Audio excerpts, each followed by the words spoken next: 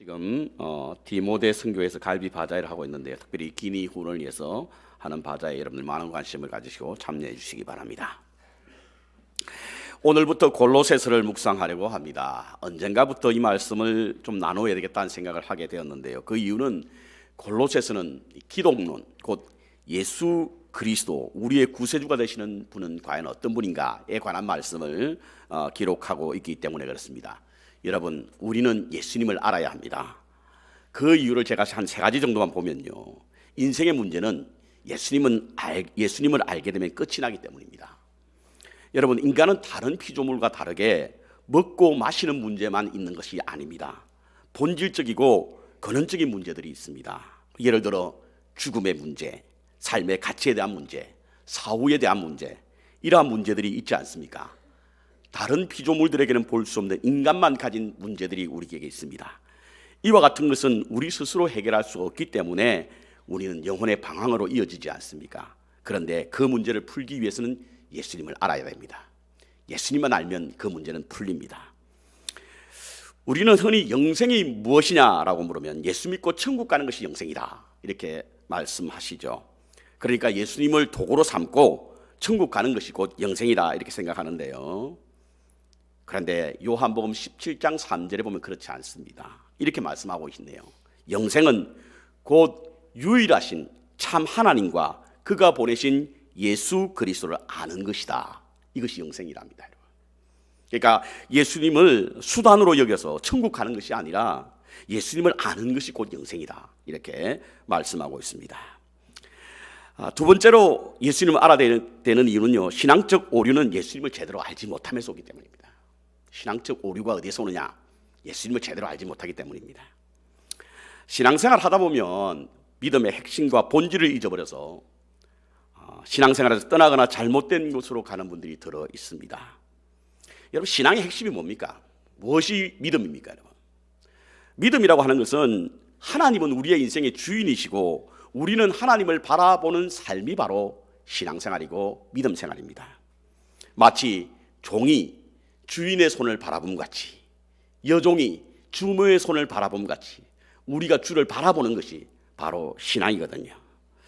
그런데 신앙생활을 하다 보면 하나님을 바라봄이 점점 사라지고 그 자리에 자아가 자리를 잡아 자기의 신념을 신앙으로 착각하면서 잘못된 믿음의 삶을 사는 분들이 들어 있습니다. 이와 같은 분들은 자신의 의지대로 되지 않고 자신의 뜻대로 이루어지지 않으면 주님을 떠나는 분들인데요, 이는 바로 예수님을 제대로 알지 못하기 때문에 그렇습니다. 여러분, 가룟 유다가 3년 동안 주님을 따라다녔지만 주님을 알지 못했습니다. 여러분, 로마 정부를 전복시키려고 자신의 정치적 야망의 수단으로 예수님을 이용하려고 했지 않습니까? 그러니까 주님을 제대로 알지 못했던 거죠. 그러니까 주님을 팔아 넘겼지 않습니까? 주님을 제대로 알지 못하면 이와 같은 결과가 나오게 되는 겁니다. 세 번째로, 삶의 위기 속의 두려움을 이기는 것은 바로 주님을 바로 아는 것입니다. 저희들이 새벽기도 지난 그 금요일에 사무엘서를 묵상하면서 다윗이 절대절명의 위기가 있을 때에 그에게 찾아온 두려움 속에 이겨낼 수 있었던 방법은 과연 무엇이었을까? 그것은 시편 27편에 나와 있는 하나님을 바로 아는 것이었다, 이렇게 말씀을 나눴던 적이 있는데요, 하나님이 어떤 것이냐라고 하는 사실을 알게 되면 우리는 어떤 두려움에서 이길 수가 있습니다. 다윗은요, 하나님을 바로 알게 되었습니다. 자기를 죽이려고, 잡아 죽이려고 다가오는 원수들의 손에서 불안과 초조의 시간 속에서 그가 했던 것은 바로 하나님은 누구냐는 거예요. 내가 믿는 하나님은 어떤 분이냐는 거예요. 어둠 속에 빛을 비치시고 사망의 늪에서 우리를 구원하신 하나님이라는 사실을 알게 되니 두려움이 사라지더라는 겁니다. 그렇습니다, 여러분. 우리가 두려움이 찾아오는 것은 바로 주님을 제대로 알지 못하기 때문인 것이죠. 갈릴리 호수를 지나다 광풍을 만난 제자들이 두려워하고 있을 때에 주님께서는 어찌하여 믿음이 없는 자들아 어찌하여 두려워하느냐, 이것은 바로 주님을 바로 알지 못했기 때문이다 라고 하는 것입니다.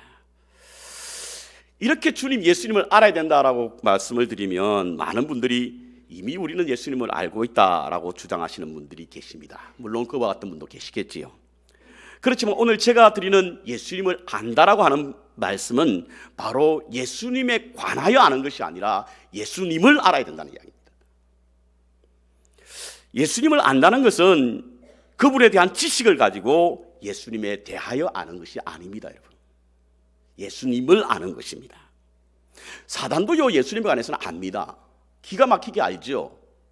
그러나 예수님을 알지 못했습니다.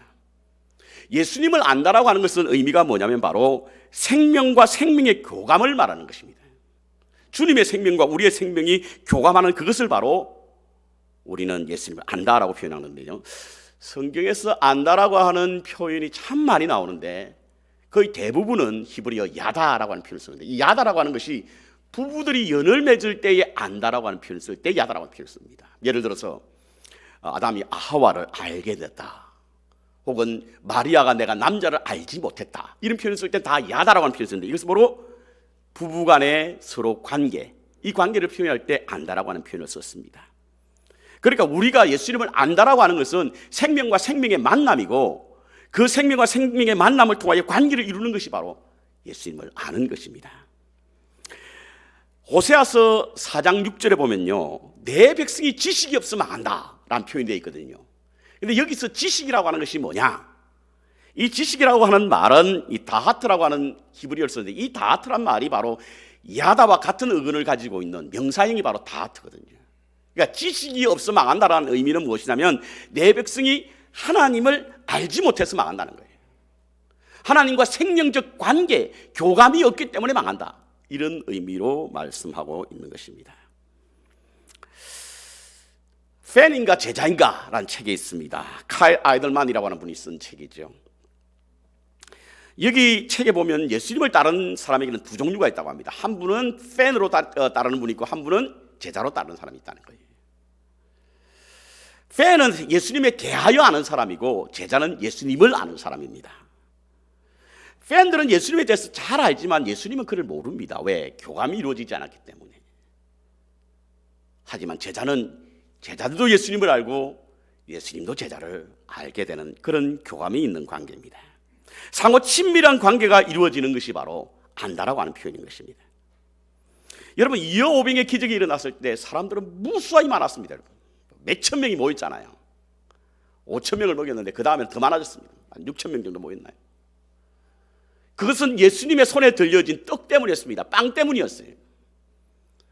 그런데 예수님께서 이 떡을 통하여 말씀하시기를 내가 하늘의 양식, 생명의 양식이라고 말씀드렸더니 다 사라지고 없는 거예요. 다 떠나가더라.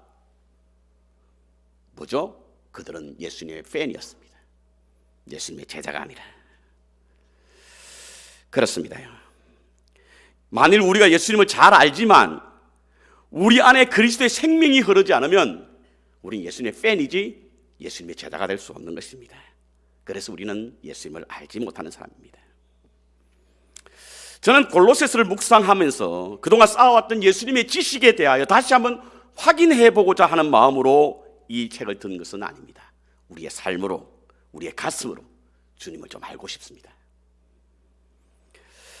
골로새 교회는요, 오늘 우리가 겪고 있는 그런 여러 가지 상황과 너무 흡사합니다.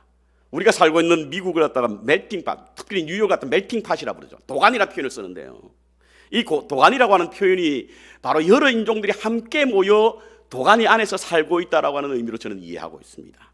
그런데 골로새 교회도 마찬가지였어요. 유대인들이 많이 살기는 했지만 떠돌이 철학자로부터 상인들, 노예들, 그리고 군인들이 함께 섞여서 살았던 곳이 바로 이 골로새 지방이었습니다. 그로 인해서 사회가 저마다 자기의 정치, 종교, 문화, 전통 이런 것들이 막 혼합되어서 살았거든요. 이것이 그대로 고스란히 교회로 들어오게 된 겁니다. 그러니까 교회는 여러 가지 많은 문제를 안게 되었던 것이죠. 골로새서에 다루는 여러 문제들을 보면요, 그 교회가 어떤 형태에 있는가 알 수 있는데, 첫 번째로는 유대주의적인 할례 문제, 금욕주의와 고쟁의 문제, 천사 숭배 문제, 인간의 지식 숭배 문제, 이러한 문제들이 계속해서 이 골로새서를 통해서 선포되는 것을 보면 이 교회가 지금 안고 있는 문제가 어떤 것이었는가 알 수 있는데요, 이와 같은 많은 문제들이 있었음에도 불구하고 골로새 교회가 바로 서지 못한 것은 그리스도를 아는 지식이 별로 많지 않았기 때문입니다. 그리스도의 부활과 고난과 부활에 관한 신비는 알고 있었지만 신비주의자로 빠진 거예요. 그렇기 때문에 점점 더 교회가 혼란을 겪자 사도 바울 선생님 골로새 교회를 향하여 편지를 쓰게 된 것이 바로 골로새서입니다. 요즘 심심치 않게 우리 한국 방송에요, 교회 혹은 교회를 가장한 이단들의 이야기가 종종 나옵니다. 보고 있자면 아니 어떻게 저럴 수가 있지? 도무지 상식으로 이해되지 않고 납득되지도 않습니다. 물론 어떤 것을 목표로 삼고 방송을 만드는 사람들이 그것을 편집해서 만들기 때문에 많은 설교나 가르침 가운데 특정 부분을 편집해서 우리에게 방송한다고 하더라도 정말 어처구니 없을 만큼 엉뚱한 그런 신앙의 삶을 살아가는 사람들을 보면요, 결국에는 하나님에 대한 영적 토대, 그 토대가 되는 신앙의 뿌리가 너무 약하기 때문이지 않은가라는 생각을 해보게 됩니다. 그러니까 눈에 보이는 것에 현혹되는 거예요. 사람들의 말에 미혹이 되는 겁니다. 분별력을 잃어버리고요, 이성적인 판단을 상실하게 되어 상식에 반하는 그런 행동에도 아랑곳하지 아니하고 추종하고 복종하고 따라가는 것입니다. 여러분, 기독교의 중심은 예수 그리스도이십니다. 여러분, 모든 신앙과 신학의 기초는요, 그리스도가 우리와 나에게 어떤 분인가, 이것을 아는 것에서부터 시작됩니다.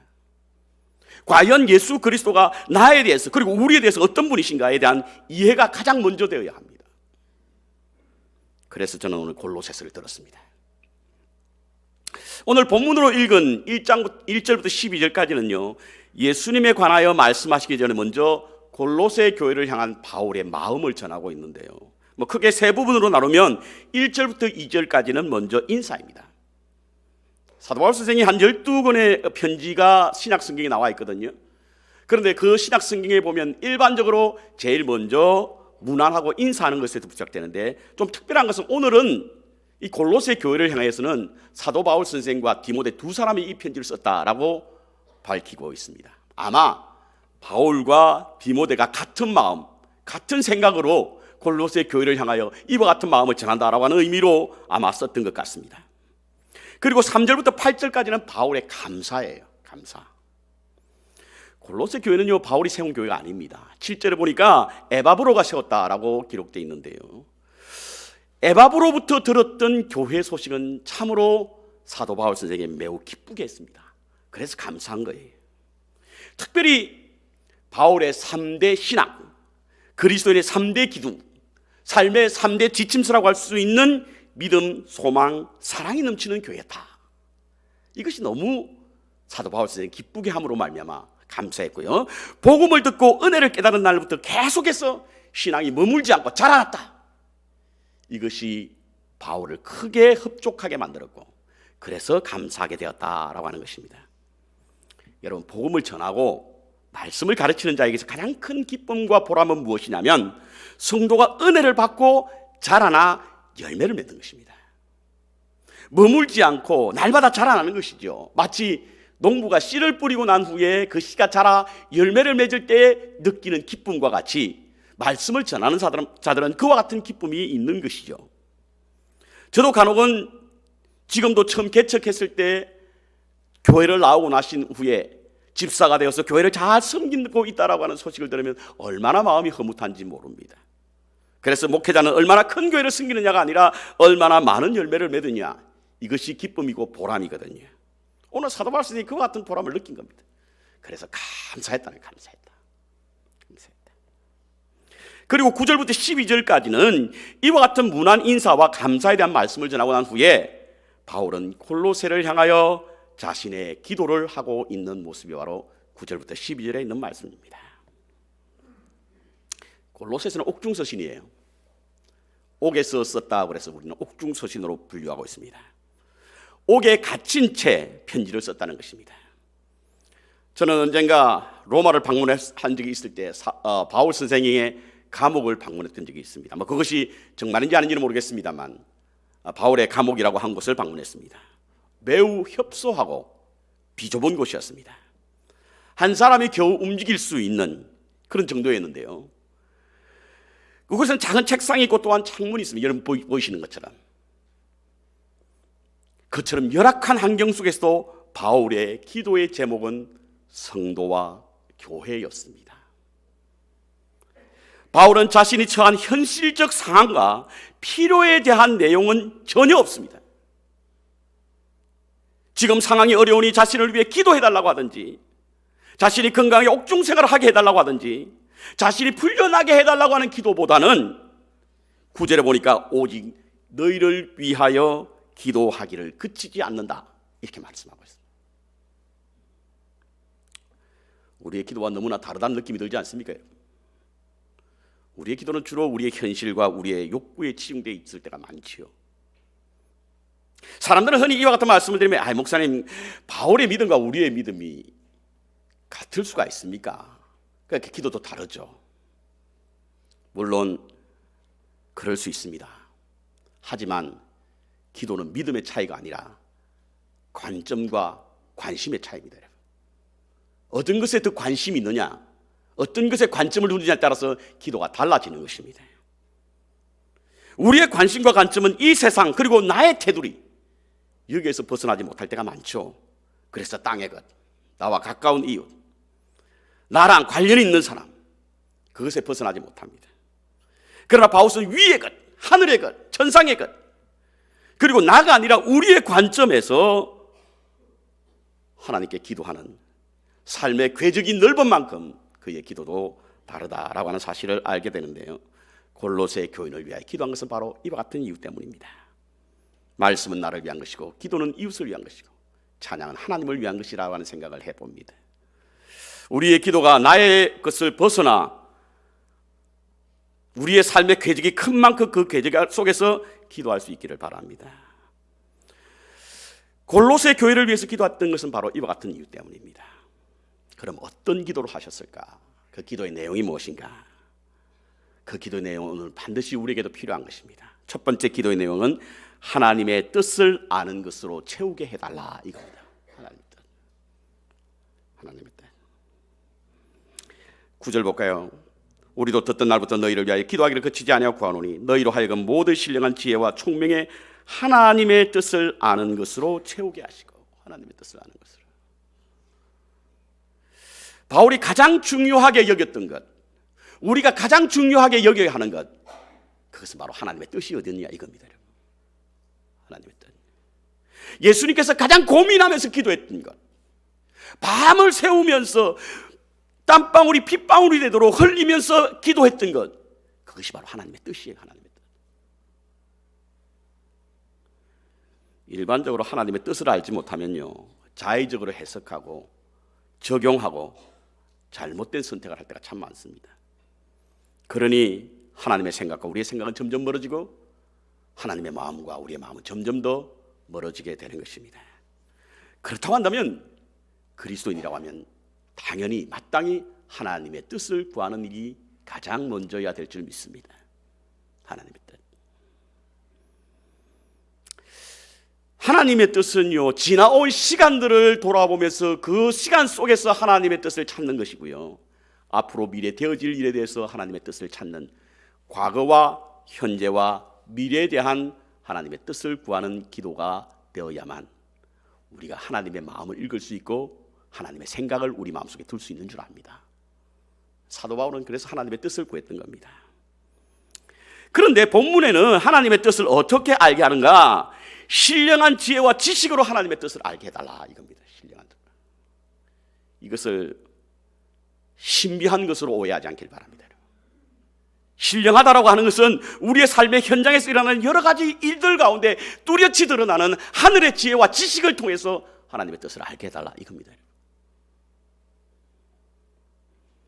2014년 12월이었죠. 한국에서 전쟁이 일어난다고 그 요란을 들었던 그 일이 생각납니다. 홍아무개 전도사라고 하는 분. 실제로 그 사람을 따라 필리핀으로 갔다가 아직도 돌아오지 않은 분이 계신답니다. 당시 유튜브에는요, 그분의 간증이 도배를 했습니다. 얼마나 많은 사람들이 그것을 보았는지 조회수가 엄청났어요. 한국 전국에 있는 교회들이 앞다투어서 그분을 모시려고 했던 그런 일들이 있습니다. 마치 사람들은 그녀의 말이 선지자나 예언자들이 하는 말 정도로 생각해서 정말 한국에서 전쟁이 일어난다고 생각했습니다. 그녀는 자신을 소개할 때 1500번 이상 입신을 했고 바울과 같이 삼청천에도 올라갔다 왔다는, 그래서 많은 예언도 적중했다라고 하는 그런 말로 자신을 소개했습니다. 그러니 많은 사람들이 그 말에 속아서 저마다 보따리 싸들고 필리핀으로 도망갔지 않습니까? 그런데 그녀가 전한 소식은요, 거짓된 예언은요, 알고 보면 정말로 비성서적이고 반기독교적인 복음입니다. 여러분, 전쟁이 일어나면 피하는 것이 하나님의 가르침입니까? 도망하는 것이 기독교 정신이에요? 그건 아니지 않습니까, 여러분? 만일 그와 같은 일이 일어난다고 한다면 피하는 것이 아니라 고통받는 사람들과 함께하고 그 나라의 하나님의 긍휼을 구하는 것이 우리의 태도고 자세여야 합니다. 그럼에도 그녀의 말에 많은 사람들이 현혹되었지 않습니까, 여러분? 이들은 무엇 때문에 이와 같은 결정을 하게 되었습니까? 하나님의 뜻을 신령한 지혜와 총명이 아니라 개인적인 어떤 신비한 경험과 주관적인 주장을 현혹되어서 그와 같은 결정을 하게 된 것입니다. 하나님의 뜻을 아는 지혜와 총명을 네 가지 원리로 분석해 보면요, 첫 번째는 사도들의 전통입니다. 트레디션입니다. 초대교회는 예수님의 제자 혹은 사도들에 의해서 세워졌고 그들의 가르침을 받고 교회가 세워졌지 않습니까? 그렇기 때문에 우리가 하나님의 뜻을 분별하기 위해서는 바로 사도들의 가르침을 우리가 봐야 합니다. 삼위일체가 그 중에 하나지 않습니까? 두 번째가 경험입니다. 신앙적 경험을 말하는 것이죠. 하나님은 개인의 체험을 통해서 하나님의 뜻을 드러내실 때가 있습니다. 세 번째로 이성입니다. 이성은 하나님의 주신 선물이지요. 그래서 우리의 사고를 통해서 하나님의 뜻을 분별할 때도 있습니다. 마지막으로 성경입니다. 성경은요, 우리의 삶과 신앙의 절대적인 진리와 규범입니다. 하늘의 지혜와 지식을 알게 하는 중요한 수단이고요, 그러므로 하나님의 뜻을 아는 일에 성경이 가장 중요한 기준이 됩니다. 이와 같은 네 가지 원리를 마치 한 집에 지은 네 가지 기둥처럼 세워놓고 하나님의 뜻을 분별할 수 있는 지혜가 바로 신령한 지혜와 지식입니다. 시대의 혼란을 틈타 미혹하려는 사람들에게 하나님의 뜻을 구하고 아는 지혜가 필요합니다. 바울은 이를 위하여 기도했고 이와 같은 것을 아는 데 힘써야 한다라고 말씀하고 있습니다. 두 번째로 범사에 하나님을 기쁘시게 하기 위해서 기도했습니다. 범사에 하나님을 기쁘시게 하기 위해서 기도했습니다. 하나님을 기쁘게 하는 것이 뭐냐? 단을 높이 쌓고 화려한 모습으로 성전에서 제사 드리는 것이 과연 하나님이 기뻐하시는 것일까? 오늘 본문에 그렇게 말씀하고 있지 않네요. 하나님께 합당하게 살아감으로 기쁨을 드리는 삶을 위해서 기도한 것을 보면 하나님께 합당한 삶을 사는 것이 하나님을 기쁘시게 하는 거예요. 황소의 드림보다 삶에서 드리는 예배인 합당한 삶을 사는 것이 하나님을 더 기뻐하게 하신다는 겁니다. 그렇다면 합당한 삶은 어떤 삶인가? 10절 하반절에 보면 모든 일에 선하게 노력하며 선한 결과를 나타내는 것이 바로 합당한 삶입니다. 오늘날 이단들이요, 성도를 위협하고 교회를 침몰시키는 일에 가장 많이 사용하는 도구가 뭐냐면 교회 분쟁과 교회 지도자들의 비행입니다. 그들은 이를 틈타 교회가 타락했다, 더 이상 하나님이 그곳에 계시지 않느냐, 그러면서 교회를 흔들잖아요. 저는 작년 11월 중순에 기도부 요청으로 이슬람의 급속한 성장을 염려하는 우리 기도부가 어떻게 기도해야 됩니까? 라고 하는 요청이 있어서 그때 말씀을 함께 나누었던 말씀이 있습니다. 88년 올림픽을 개최함으로 한국은 세계적인 이목을 받게 되었죠. 그래서 많은 전 세계가 한국을 주목하게 되었는데요. 그때에 아랍 연맹에서 발행하는 아랍 신문에 이와 같은 기사가 났습니다. 지금으로부터 100년 전에 한국에는 기독교인이 한 명도 없었다. 그러나 현재 전체 인구의 25%에 달하는 약 1000만 명이 기독교인으로 보고되고 있다. 사상 유례 없는 놀라운 증가 추세를 보면 한국은 상당히 종교성을 가진 국가다. 한국에는 현재 3만 명의 무슬림이 있다. 한국인의 종교 성향에 비추어 보면 향후 수십 년 안에 이슬람이 기독교를 앞지를 수 있을 것이다. 머지않아 한국은 이슬람 국가 중에 하나로 불리게 될 것이다. 이런 기사가 나왔어요. 정말 무섭고 두려운 말이죠. 그런데 그 예상이 정말 적중되어 가는 것 같습니다. 자료에 의하면 1990년도에 한국의 이슬람 인구가 급속도로 증가하게 되었다는데요. 그 당시 25만 명이었고 비공식적으로 40만 명이었는데 지금 20년이 지나고 난 후에 그 숫자는 아마 기하급수적으로 났을 것입니다. 왜 이와 같은 일이 벌어집니까? 무슨 이유 때문에 이슬람이 이렇게 한국 사회에 기독교를 앞지르는 그런 결과가 나오게 되었을까요? 물론 여러 가지 많은 이유가 있습니다. 그런데 종교개혁자 블링거라고 하는 분이 한국 사회에 이슬람이 기독교를 앞지르게 된 이유에 대해서 말하고 있는 것이 제 마음에 담아 있습니다. 이슬람의 발흥과 성공의 이면에는 기독교인의 악한 삶이 있다. 이슬람의 발흥과 성공 이면에는 기독교인의 악한 삶이 있다. 어떻게 생각하십니까? 이슬람의 도전에 가장 맞서는 좋은 무기는요, 그들의 발전을 저해하기 위해서 데모나가 피켓드는 이것 아닙니다, 여러분. 우리 성도님들이, 우리 교회가 선을 드러내고 선의 열매를 맺는 합당한 삶을 살아야만 그들을 이길 수 있는 줄 압니다. 이것이 하나님을 기쁘시게 하는 거예요. 두 번째로, 기쁨으로 모든 것을 참고 견디는 것이 합당한 삶입니다. 사도 바울 선생이 골로새 교회를 향하여 기도한 것은 바로 합당한 삶을 살게 하기 위한 것인데, 그것은 모든 것을 참고 견디는 것입니다. 이 말씀을 묵상하니까 아마 골로새 교회에 처한 형편을 대충 알 수 있을 것 같아요. 영적으로 매우 어려움을 당하고 있구나라는 느낌을 받습니다. 혼합주의가 들어오고 그래서 교회에 다원주의가 지배를 하게 되니 그곳에 믿는 사람들도 미혹해 되어서 순수 복음을 지키는 일에 매우 어려움을 겪고 있구나라는 느낌을 갖게 됩니다. 하나님이 기뻐하시는 것은 바로 그와 같은 환경에서도 끝까지 참고 견디는 것이라고 합니다. 신앙은요, 가지는 것보다 지키는 것이 더 힘들다고 말하죠. 이는 신앙생활을 하기 전보다 더 많은 유혹이 신앙생활을 할 때 오게 되어버려 그렇습니다. 이스라엘 백성들이 홍해를 건널 때 한 명도 죽지 않았는데 광야 40년 동안 다 죽었어요. 믿음 이후에 오는 시련이 훨씬 많고 그 어려움이 크다는 것입니다. 골로새 교회도 마찬가지입니다. 그래서 바울은 기쁨으로 참고 견디기를 기도했던 것입니다. 그런데요, 견디는 것은 내 힘으로 되는 것이 아니기 때문에, 우리의 힘으로 세상을 이길 수 없기 때문에 하나님의 권능에서 오는 능력으로 강하게 되어 이를 견디라, 이렇게 말씀하고 있습니다. 여러분, 하나님의 권능은 뭡니까? 사도행전 1장 8절에 보면 오직 성령이 임하시면 너희가 권능을 받는다라고 했는데, 성령이 임하면 하나님의 권능이 우리 가운데 생길 줄 믿습니다. 하나님의 권능. 우리의 힘으로도 능으로도 되지 않고 오직 여호와 신으로. 그렇습니다, 여러분.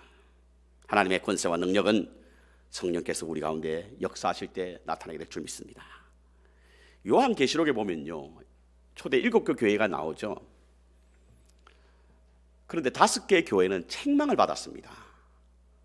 2개 교회만 칭찬을 받은 스무나 교회하고 빌라델피아 교회입니다. 그런데 빌라델피아 교회가 왜 칭찬을 받았을까? 요한계시록 3장 8절에 보면 이와 같은 말씀이 있습니다. 내가 내 행위를 아노니 내가 작은 능력을 가지고도 내 말을 지키며 내 이름을 배반하지 아니하였도다. 이것이 칭찬을 받게 된 이유였습니다. 여러분, 계시록이 쓰여졌던 때는 언제입니까, 여러분? 로마 황제를 스스로 섬기라고 하는 그런 분위기가 무르익었을 때고요. 그를 황제를 신으로 섬기지 않을 경우는 여러 가지 많은 불이익이 있었습니다. 당시에 조합이 군영되었는데 황제를 신으로 섬기지 않는 것을 물건을 주지 않았다는 거예요. 그러므로 경제적인 피해도 엄청났습니다. 영적인 것은 말할 것도 없고요.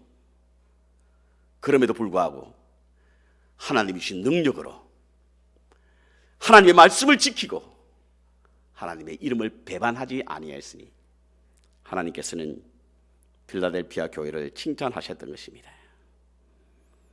우리 주위에는 정말 우는 사자와 같이 입을 벌리고 삼킬 만한 자를 두루 찾아다니는 그런 것들이 있습니다.